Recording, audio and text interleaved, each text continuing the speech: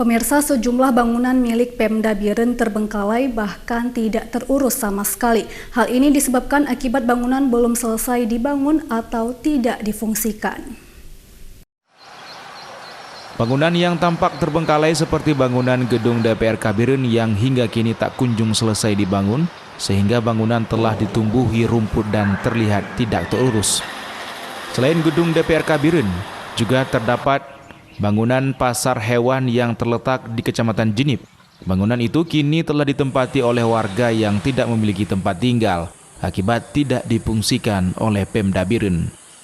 Anggota DPRK Biren Suhaimi Hamid mengatakan sejumlah bangunan di Kabupaten Biren telah terbengkalai akibat belum selesai dibangun dan tidak difungsikan oleh Pemda Biren sehingga aset itu menjadi tidak indah dipandang mata.